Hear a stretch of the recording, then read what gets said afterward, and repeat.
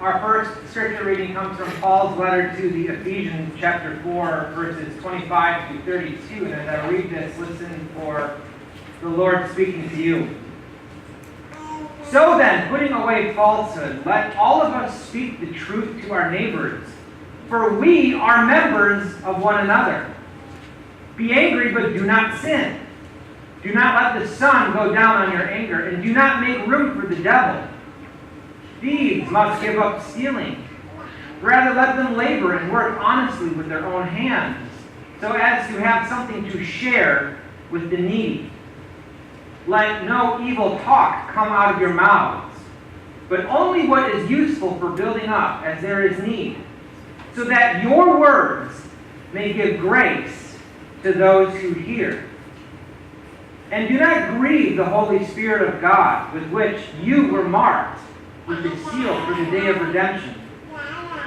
Put away from you all bitterness and wrath and anger and wrangling and slander, together with all malice.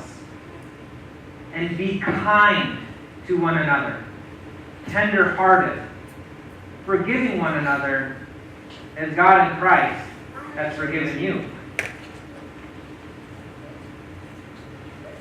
And our gospel reading today comes from the book of Matthew, chapter 28, verses 16 through 20. And again, listen for the Lord speaking to you. Now the 11 disciples went to Galilee, to the mountain to which Jesus had directed them. When they saw him, they worshipped him, but some doubted.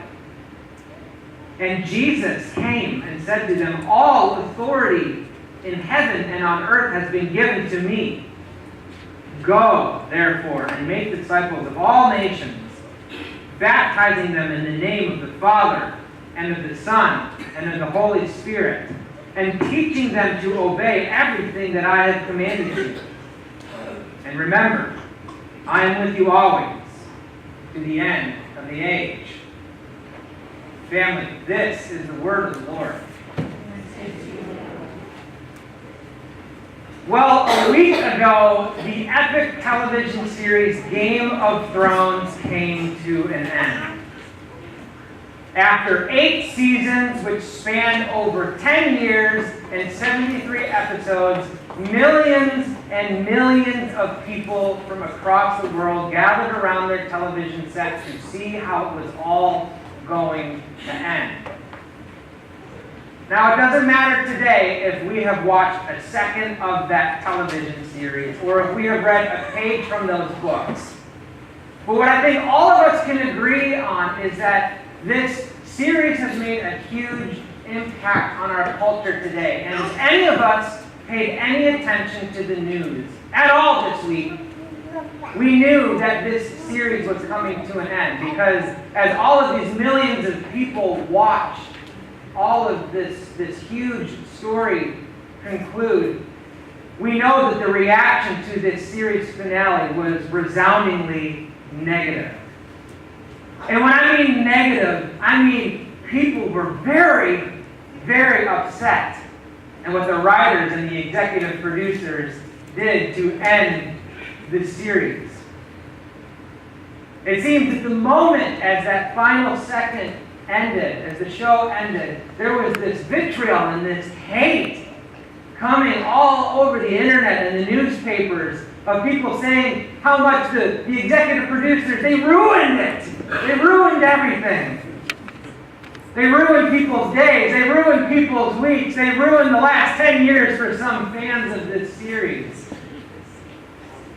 Pretty extreme a reaction, isn't it? For a show.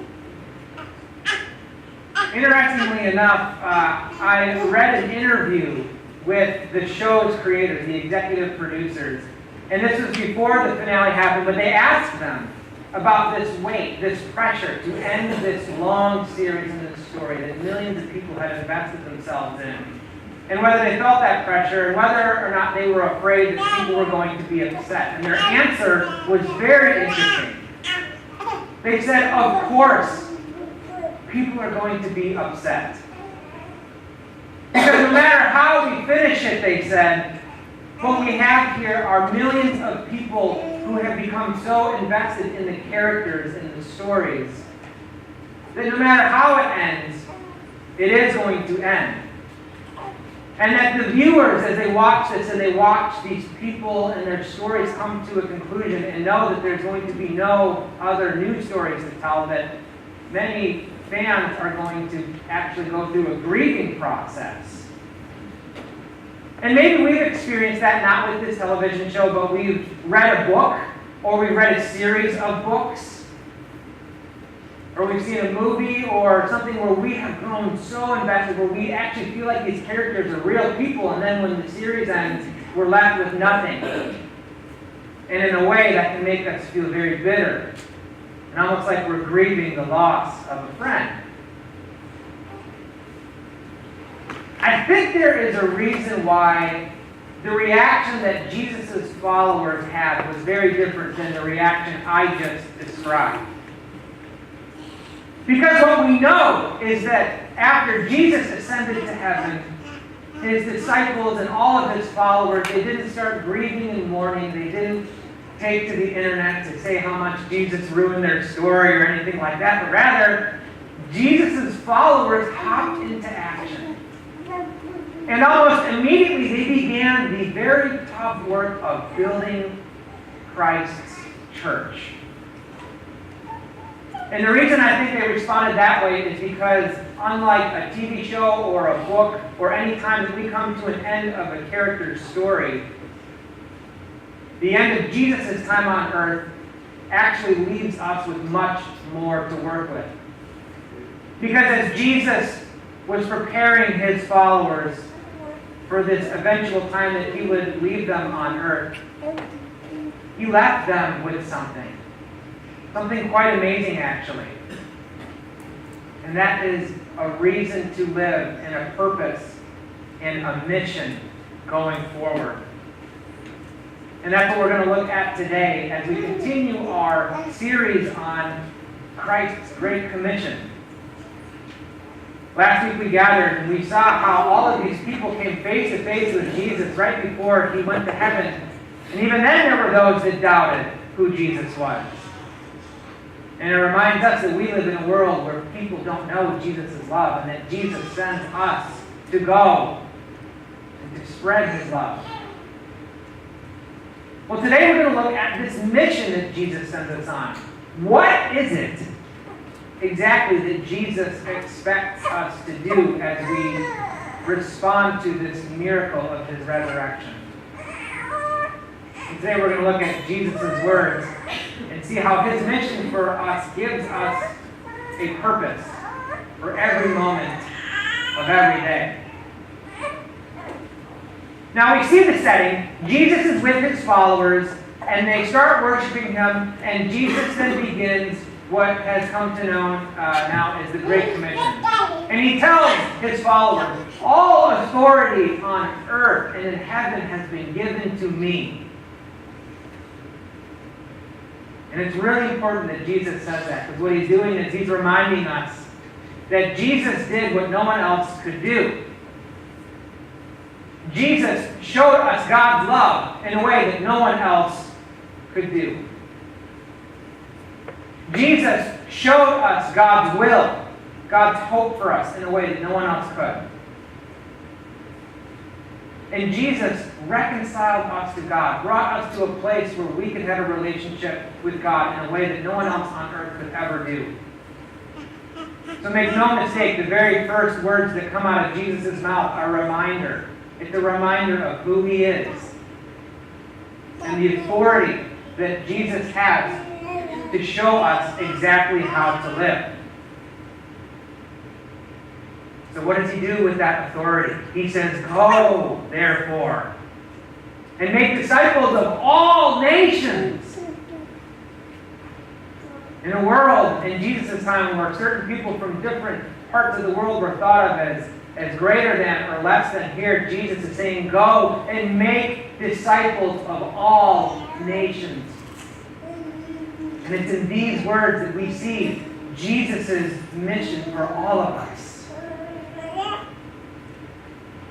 But it's really interesting to see what exactly Jesus is commanding us to do versus what he is assuming that we are already doing as we start to parse out what Jesus' mission for us is. You see, when we read those words, go and make disciples, we might think that we are reading two commandments. Or for those who are well versed in the English language, two imperatives. Words that tell us what to do and where to go. But it's interesting. Go and make disciples.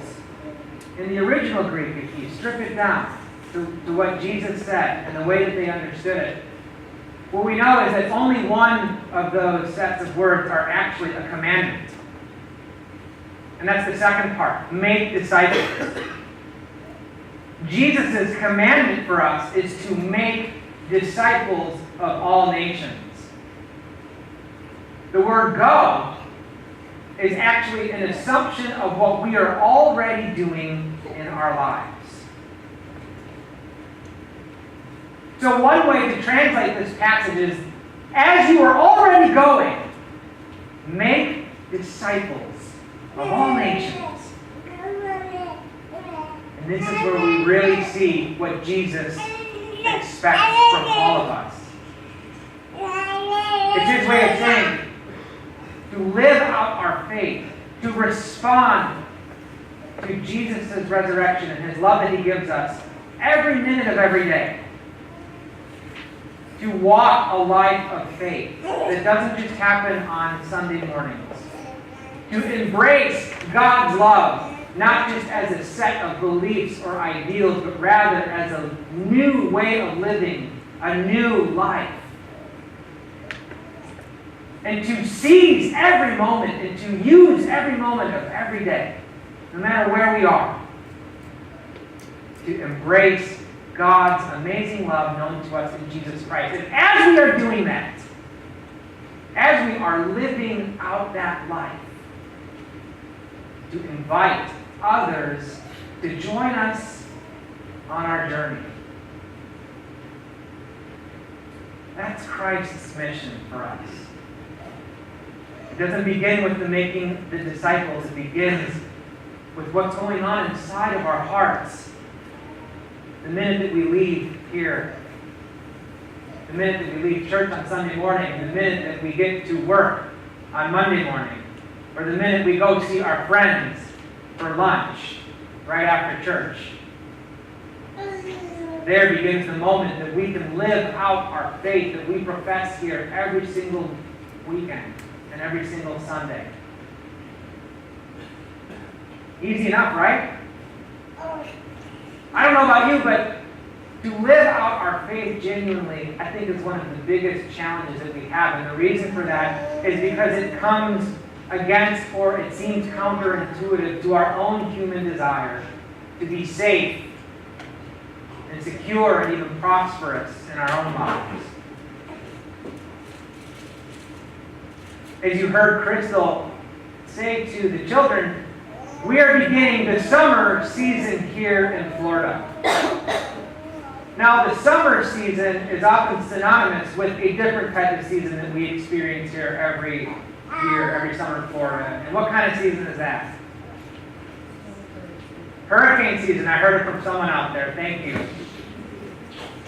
Hurricane season is upon us, isn't it? And this is the time of year that my family, we always take inventory of everything that we have in case a hurricane comes. So we make sure that our lights, our lanterns have all the batteries that we need, and our fans are all ready to go in case we have a power outage. We make sure that we have enough water and food for everyone in the family. And the reason that we do this now is because we know that if a hurricane is upon us and we're left with a day or two to do all of this, we would have to fight. Some of us have maybe had to do that literally, to fight the crowds who are trying to get everything that they need to survive. Because it shows us what happens when we feel that we're at risk. And we've heard stories of people hurting one another, people forsaking one another, people putting others down so that they can be safe themselves. And I think it shows us what's going on inside of us. We have this desire to be safe. It's really easy to be kind to others when things are going well. It's really easy to take care of others when we feel that we are in abundance. But what happens in life when we run into a season of scarcity, or if we feel that our lives are at risk, or our comfort is at risk? That's why Paul is writing to the church in Ephesus. And he's showing them what new life looks like. And if you see, it's a lot of counterintuitiveness. He says, these people who live just to gain more and more without working, actually, in new life, need to start working honestly. People who want to cut others down with their words in order for them to build themselves up, actually need to be kind to others, to build others up. And what we see here is that Paul is introducing this new way of life. He is giving real and tangible examples for us to embrace our faith in Jesus Christ throughout the week, not just on Sunday mornings. And even though it goes against our own nature, even though sometimes it will leave us scared, even though sometimes it will leave us unsure of what's going to happen next, what Jesus says to us, and Paul continues to explain in this letter, is that if we live out our faith constantly, we will find ourselves with opportunities to share the good news of Jesus Christ and to invite others to join our journey. But we have to be ready. We have to be living out our faith already for us to be effective in following Christ's mission. Because if we only think about God when we're at church, or if we only practice our faith when someone reminds us, what happens when we run into an opportunity to share Jesus and we find ourselves unprepared? On the flip side, if we're constantly thinking about Jesus and constantly striving to live out our faith in Jesus, others will take notice and will know what to do when the time comes to spread the good news. A couple months ago, we went out to dinner with some friends who don't have kids, and we brought our daughter Hannah with. And that night she decided to be a 3-year-old. And not a sweet and kind and energetic, bubbly 3-year-old, the Hannah that we have all seen and loved. She decided to be the other 3-year-old. The boisterous, cantankerous, rebellious, crabby, little monster of a child who refused to listen to anything that we said. And as we sat at the restaurant, it got worse, and she got worse, and she got worse, until eventually she had a meltdown. Full-blown temper tantrum meltdown in the middle of Rancho Chico. And I remember seeing this happening, and in my head I'm like, all right, this is happening. And so I got up, somehow by the grace of God, calmly, and I picked her up, and I brought her out to the front of the restaurant, and I very firmly but calmly told her that she needs to knock that off.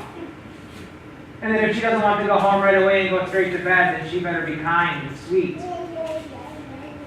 And somehow by the grace of God, she heard me. And when we went back, we sat in the booth, and she was quiet for the rest of the time. And I remember my friends saying to me, how do you know how to do that? And how did you not flip out yourself? How are you not embarrassed by the whole restaurant that was looking at us? And I remember telling them, the only reason I can do that is because I have been a parent every single day of my life for the last 3 years. And because of that, all of that time, the hours upon hours and days and weeks and months and years thinking about being a parent and trying to be the best parent possible and failing sometimes and learning lessons has brought me to this point, this moment right now, where my child was flipping out in the middle of a restaurant and I knew not to respond in the same way. Full disclosure, I don't always respond that way, but this time, by the grace of God, this is what happened. It was because I've been a parent long enough to know, and I was prepared when the moment came. In the same way, if we focus on our faith, and we spend every minute of every day thinking about Jesus' love for us, and striving to respond to that in everything that we do, in every facet of our lives, what we will find is opportunities to invite others to take notice that we are just a little bit different in a good way. Next week, we are going to continue where we left off, and we are going to ponder this question of what is our message? What do we have to say to these people who are seeking a new life? But before that, I'd like for all of us to remember this very famous quote from St. Augustine, who once said, "Preach the gospel at all times, and sometimes even use your words when you are doing it." And my question for all of us, as we reflect on that this week, and we reflect on this mission that Jesus has for us, is that if we were unable to talk, and we were unable to tell people about our faith, if we were unable to tell people with our voices what church we went to, would people even know that we were followers of Jesus Christ? Would people sense that loving transformation that God has given all of us? This is the mission that Jesus has sent for all of us, and He sends us on to embrace this amazing and transformative love, not just for our own sake, but so that we can share it with others. And as we do, may we share God's love, and may we bring others to this amazing love that we have come to know for ourselves.